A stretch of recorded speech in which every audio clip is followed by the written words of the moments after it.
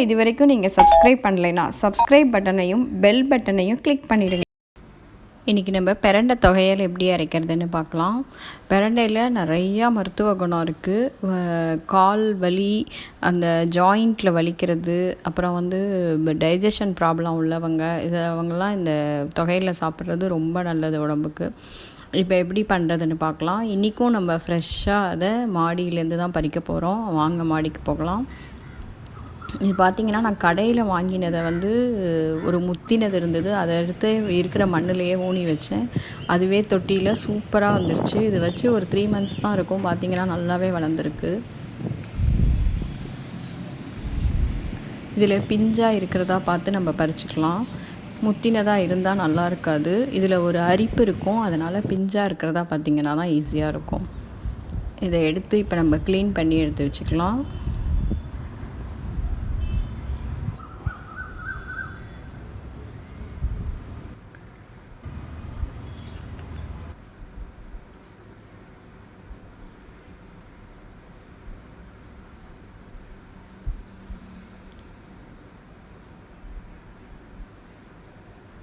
இப்போ பார்த்திங்கன்னா இதில் 4 பக்கமும் நுனியில் இப்படி ஒடிச்சிட்டு அந்த 4 சைடும் இந்த ஜாயிண்ட்டையும் நம்ம தூக்கி போட்டுடணும். ப்ளஸ் இப்படி உரிக்கும் போதே வரும் பாருங்கள் நாராக, அதை எடுத்துருங்க.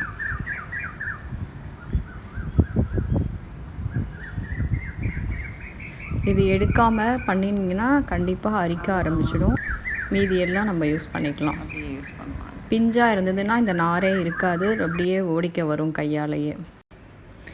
இப்போ நம்ம மாடியிலேருந்து கிச்சனுக்கு வந்தாச்சு. கிச்சனில் நம்ம எடுத்துகிட்டு வந்த பிரண்டையெல்லாம் சின்ன சின்னதாக கட் பண்ணி க்ளீன் பண்ணி எடுத்து வச்சுருக்கேன். அதோட வேணுங்கிற பொருள் எல்லாமே உங்களுக்கு நான் டிஸ்கிரிப்ஷன் பாக்ஸில் மெஷர்மெண்ட்டோடு கொடுத்துட்றேன், ரெஃபர் பண்ணிக்கோங்க.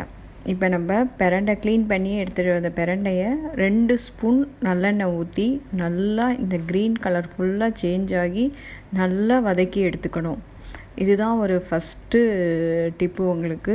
இந்த மாதிரி நம்ம வதக்கி எடுத்துட்டோம்னா அதில் இருக்கிற அரிப்பு சுத்தமாக இருக்காது. பார்த்திங்கன்னா நல்ல கலர் சேஞ்ச் ஆகிருக்கு பாருங்கள். இந்த மாதிரி எடுத்துக்கோங்க. இப்போ நம்ம ஊற்றிருக்கிற நல்லெண்ணெயிலேயே ஒரு 1/4 டீஸ்பூன் கடுகு போட்டுக்கலாம். கடுகு நல்லா பொரியணும். பொரிஞ்சதுக்கப்புறமா ஒரு 1.5 டேபிள் ஸ்பூன் உளுத்தம்பருப்பு போட்டுக்கோங்க.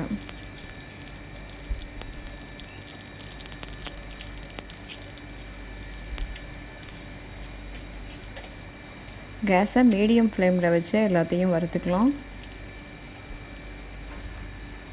இப்போ இதோடையே ஒரு 1/4 டீஸ்பூன் மிளகு, 1/4 டீஸ்பூன் ஜீரகம், 3 சிகப்பு மிளகாய் எல்லாம் போட்டு நல்லா வாசனை வர அளவுக்கு வறுத்துக்கங்க.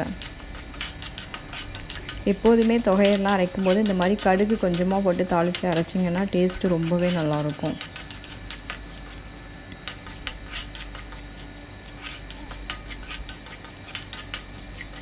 பார்த்திங்கன்னா உளுத்தம்பருப்பு நல்லா செவந்துடுச்சு. செவந்து நல்லா வாசனை வருது. இப்போ இதில் 2 பச்சை மிளகா போட்டுக்கலாம். அதோடையே ஒரு இன்ச்சு அளவுக்கு இஞ்சி எடுத்து சின்ன சின்னதாக கட் பண்ணி போட்டுக்கோங்க.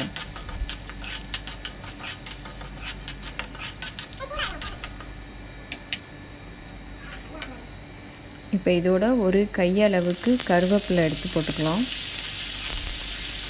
இது எல்லா சாமானுமே நம்ம போட்டு அரைச்சாதான் அந்த பிரண்டை துவையல் நல்ல டேஸ்ட்டாக இருக்கும். தெவசத்துக்கெலாம் அரைப்பாங்க, இதே மாதிரி தான் இருக்கும். டைஜஷன் ஆகிறதுக்காக அந்த காலத்துலேயே நிறைய ஆயில் ஐட்டம் சாப்பிட்ற அன்றைக்கி இந்த துவையல் அரைக்கிறது தான் வழக்கம். கருவேப்பிலை போட்டப்பறம் ரொம்ப வதக்க வேணாம், அந்த இருக்கிற ஹீட்லேயே நல்லா வதங்கிடும் கருவேப்பிலை. இது நல்லா ஆறட்டும். இப்போ பார்த்திங்கன்னா ஒரு பெரிய எலுமிச்சம்பழம் அளவுக்கு புளி, கொஞ்சமாக கல் உப்பு, ஒரு சின்ன பீஸ் வெல்லம் எல்லாம் எடுத்து வச்சுருக்கேன். இது எல்லாத்தையும் நம்ம மிக்ஸி ஜாரில் போட்டுக்கலாம். அதோடையே நம்ம வறுத்து வச்சுருக்கிற சாமான் எல்லாத்தையுமே ஆட் பண்ணிவிடுங்க. உளுத்தம்பருப்பை தவிர ஆட் பண்ணிக்கலாம். ஏன்னா உளுத்தம்பருப்பை கடைசியாக போட்டு அரைச்சிங்கன்னா கொஞ்சம் கரங்கிற டேஸ்ட்டோடு நல்லாயிருக்கும். பாக்கி எல்லாத்தையும் மிக்சியில் போட்டுட்டு தண்ணி ஊற்றாமல் பொடி பண்ணி எடுத்துக்கோங்க. நம்ம வதக்கி வச்சுருக்கிற பிரண்டையும் ஆட் பண்ணிக்கலாம். தண்ணிலாம் எதுவும் ஊற்ற வேணாம், அப்படியே லைட்டாக பொடி பண்ணி எடுத்துகிட்டு வந்துடலாம். இப்போ இதோடையே மேலே நம்ம உளுத்தம்பருப்பையும் போட்டுடலாம். இப்போ கொஞ்சமாக தண்ணி தெளித்து அரைச்சி எடுத்துக்கலாம். ரொம்ப தண்ணி ஊற்றிட்டிங்கன்னா சட்னி மாதிரி ஆகிடும். அதனால் கொஞ்சமாக தண்ணி ஊற்றி துவையல் பதத்தில் அரைச்சி எடுத்துக்கலாம். இப்போ நம்ம மேலாம்படியாக உளுத்தம்பருப்பு போட்டிருக்கிறதுனால கொஞ்சம் நல்லா கரங்கிற டேஸ்ட்டோட சூப்பராக இருக்கும்.